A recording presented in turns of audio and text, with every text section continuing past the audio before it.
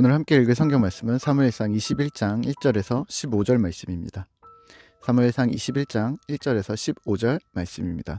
오늘은 9절 말씀을 읽겠습니다. 제사장이 이르되 내가 엘라 골짜기에서 죽인 블레셋 사람 골리앗의 칼이 보자기에 쌓여 에봇 뒤에 있으니 내가 그것을 가지려거든 가지라. 여기는 그것밖에 다른 것이 없느니라 하는지라. 다윗이 이르되 그 같은 것이 또 없나니 내게 주소서 하더라. 아멘. 오늘 함께 생각할 주제는 골리앗의 칼입니다.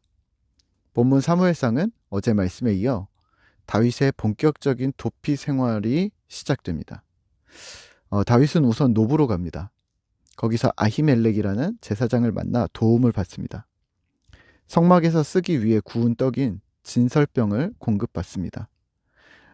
때마침 제사장이 새 떡을 올리고 오래된 떡을 물린 참이었는데 굶주려 있던 다윗과 그의 소년들은 이 떡을 받아 먹습니다. 다윗은 아히멜렉에게 또다시 요청합니다. 8절입니다. 다윗이 아히멜렉에게 이르되 여기 당신의 수중에 창이나 칼이 없나이까? 왕의 일이 급함으로 내가 내 칼과 무기를 가지지 못하였나이다 하니. 칼이든 무기든 어떤 것이 있는가 묻습니다. 아히멜렉은 골리앗의 칼이 있다고 대답합니다. 9절입니다. 제사장이 이르되 내가 엘라 골짜기에서 죽인 블레셋 사람 골리앗의 칼이 보자기에 쌓여 에봇 뒤에 있으니 내가 그것을 가지려거든 가지라. 여기는 그것밖에 다른 것이 없느니라 하는지라. 다윗이 이르되 그 같은 것이 또 없나니 내게 주소서 하더라. 아멘. 그리고 곧바로 일어나 이스라엘 지경을 벗어나 블레셋 가드로 갑니다. 가드로 도망합니다. 아마도 다윗은 사울에 대한 두려움이 매우 컸던 모양입니다. 왜냐하면 블레셋 가드라는 곳은 이스라엘의 적국 블레셋 나라이기도 했지만 다윗 자신의 손에 죽은 골리앗의 고향이기도 했다는 것을 설마 다윗이 몰랐을까요? 그만큼 급박했다는 얘기입니다.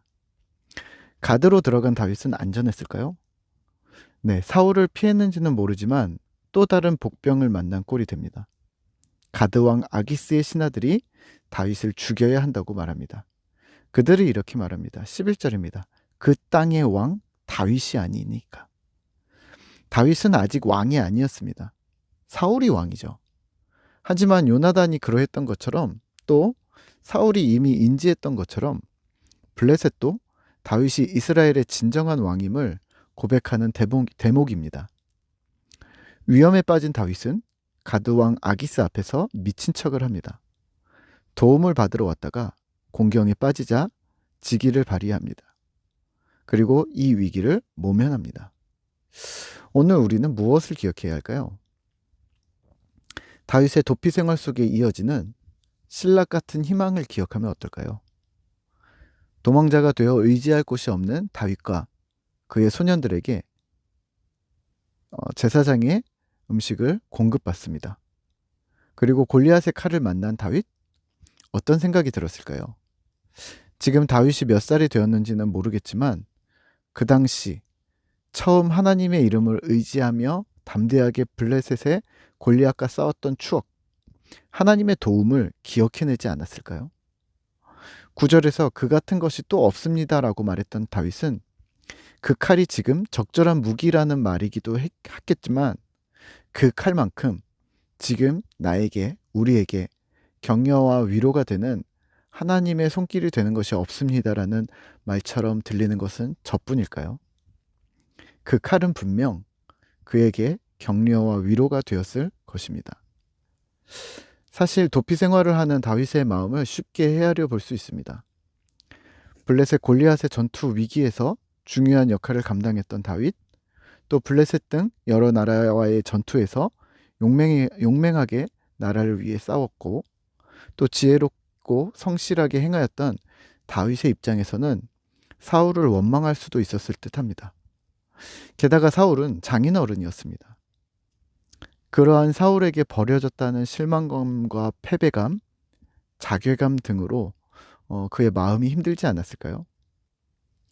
다윗의 현재 상태는 이전에 그가 어떤 삶을 누렸든 어떤 영광을 누렸든 지금은 끼니도 제대로 챙기지 못하고 스스로를 지킬 변변찮은 무기도 없는 도망자 신세였습니다. 여기에서 놉에서의 공급은 은혜였습니다. 이어지는 블레셋 가드에서의 미친 척은 약간 이해가 되지 않습니다. 골리앗의 칼도 얻었겠다, 적진의 중앙으로 들어갔겠다 하면 영웅호걸 다윗이 삼국지에 나오는 관우나 장비처럼 적진에서 용맹스럽게 싸워야 하지 않았을까요? 지극히 개인적인 생각인데요. 놉 땅에서의 공급하심을 통해 다윗의 생각이 조금 바뀐 것이 아닐까 예측해 봅니다. 이 도피 생활을 길게 보았던 것이 아닐까요? 곤란과 환란의 상황이 짧지 않을 것을 예상한 것이 아닐까 추측해 봅니다. 가드 왕 앞에서 미친 척을 하고 나온 다윗의 심경을 시편 34편을 통해서 약간 헤아려 볼 수 있습니다. 시편 34편 1절에서 4절입니다. 내가 여호와를 항상 송축하며 내 입술로 항상 주를 찬양하리이다. 내 영혼이 여호와를 자랑하리니 공고한 자들이 이를 듣고 기뻐하리로다. 나와 함께 여호와를 광대하시다 하며 함께 그의 이름을 높이세. 내가 여호와께 간구하매 내게 응답하시고 내 모든 두려움에서 나를 건지셨도다. 아멘. 죽음의 순간을 피한 다윗은 이렇게 찬양했습니다. 그리고 이 찬양은 생각보다 평안합니다. 자신의 신세를 한탄하지도 원수에 대한 원망이나 두려움도 보이지 않습니다. 단지 하나님의 구원을 기대하며 주를 찬양합니다. 어떻게 이게 가능했을까요? 네, 공급하심입니다. 하나님의 공급은 신라같이 얇아도 그 생명력을 이어갈 수 있게 합니다. 그러하지 않을까요? 오늘 우리도 동일합니다.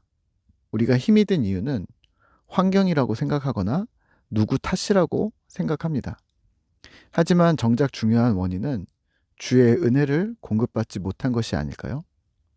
하나님이 함께 하셨던 기억, 추억, 그러한 단초들을 많이 만들어 두셔야 합니다. 더불어 우리가 자주 주의 은혜를 잊는다는 약점도 기억하시면서 말이죠. 하나님의 추억, 그의 은혜, 기억들을 적어두시고 잊지 않게 메모해 두시고 일기도 쓰시고 또 해년마다 알림을 주는 SNS도 활용하시고 여러 가지 방편들을 이용하여 하나님 은혜에 기억하기를 힘쓰시죠. 오늘 다윗이 골리앗의 칼을 만났던 것과 마찬가지로 말입니다. 오늘도 우리에게 은혜 베푸실 주님을 기대합니다. 오늘 하루도 파이팅입니다. 함께 기도하겠습니다. 하나님 감사합니다. 오늘 우리가 다윗의 환난의 상황에, 어려움의 상황에 주께서 주셨던 공급하심을 다시 한번 살펴봅니다. 다윗이 우연히 골리앗의 칼을 만나 하나님께서 주셨던 은혜들을 기억했다고 한다면 오늘 우리에게도 그러한 하나님의 공급하심이 어떠한 방식으로든 어떠한 방편으로든 하나님과의 추억, 하나님과의 은혜를 기억할 수 있도록 주님 도와주시옵소서. 신락 같은 얇은 그러한 하나님의 공급이라 할지라도 우리에게는 큰 힘과 우리의 영혼을 수송케 하는 힘이 됩니다. 주의 은혜를 기대합니다. 하나님 우리에게 그 은혜를 주시고 그러한 공급하심을 우리에게 허락하여 주시옵소서. 오늘도 우리가 주의 은혜를 기대합니다. 주님 함께해 주시기를 소망합니다. 예수님의 이름으로 기도드립니다. 아멘.